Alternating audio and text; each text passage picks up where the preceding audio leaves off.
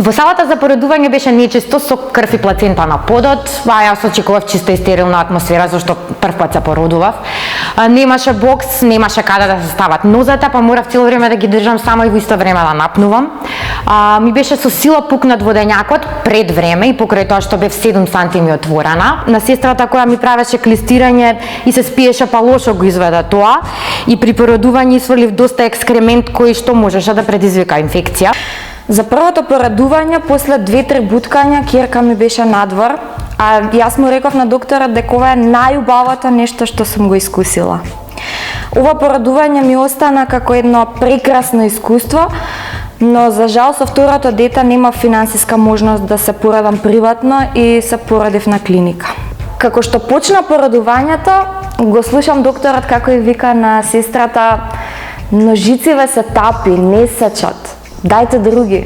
Она му вика: "Нема други." Порадувањето е процес кој што кога ќе почне не запира. Бебето само си го направи просторот што му требаше, раскинувајќи ме. Пред породување немав ехо преглед, па во меѓувреме плодот се завртел, така што лекарката го утврди тоа додека ме породуваше и мораше со рака внатре да го врти плодот. Мора да ме сечат од страните за да излезе. Иако на вратата со големи букви беше напишано дека е забранет влез, веднаш ја зедоа ќерка ми и ги повикале моите во канцеларија. Мојот сопруг не сакал да ја носат ќерка ми, но тие побрзаа се надеж дека ќе ја земат мужде пред да дојде следната смена утре дента. И тоа со големи букви беше напишано, но потајно ете тоа сепак се прави. Докторот започна со шиење само што ми ја стави локалната анестезија без да почека да почне да делува. Па можам да кажам дека освен што ме оставија сама да распукам, ме шија и на живо и секој убод од иглата го чувствував. На клиника болничарот кој што требаше да ме однесе од бокс до соба ми рече: "Се кладевме со колегата колку кила имаш."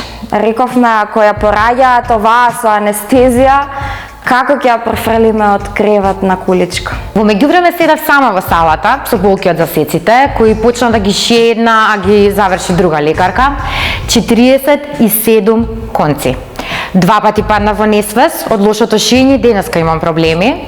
Кога го видам мојот гинеколог, неговиот израз се ми кажа. Долго време се опоравував од таа интервенција за шиена повеќе, па мојот гинеколог мораше дополнително да интервенира и таа голгота траеше безмалку 1 година. И ќерка ми ја ставија во ист инкубатор со друго дете. Најверојатно мислеше дека е забавно да изборуваш за килажата на жена од чија вагина пред половина час излегло бебе од 4 килограми. Цел среќен беше што ета не мора сам да се мачи да ме подигне. А јас, за уште толку да му олеснам, му реков дека не ми треба апсолутно никаква помош. И сама се префрлив од носилката на креветот во соба. Условите беа катастрофа. Државната болница не личеше на ништо. Може би причината беа војните во регионот, па ова беше последица. Чаир малку попристојно. Душеците беа стари, неколку децени, целите со флеки и масноти. Не можеше да се добие ниту памукче. Толку немаше капацитети што на моменти требаше да бидат по 2 жени во еден кревет. Односот на докторите беше добар.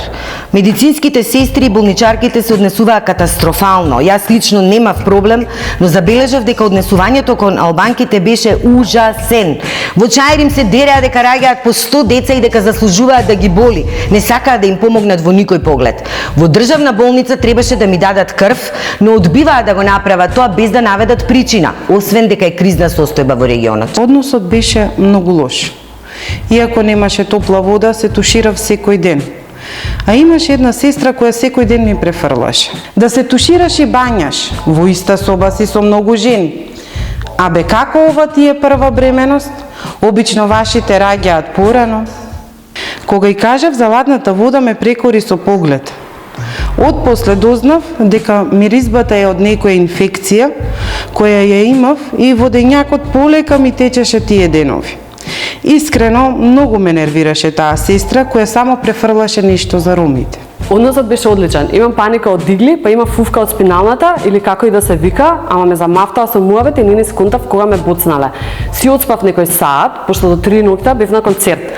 Ме разбудија, сум се отворила и као ајде време е. Повторував дека не сакам да ме сечат, но бабицата ми убеќа дека нема, дека не сеча ако стварно не е потребно. И стварно не ме сечна. Кога се породив, ми го дадоа малиот, го викнаа таткото и седавме, дури бевме на бокс, тројцата заедно.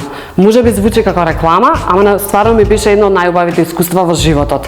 Освен кременадлата што ја сањав цел ден, а јадење добив дури вечерта.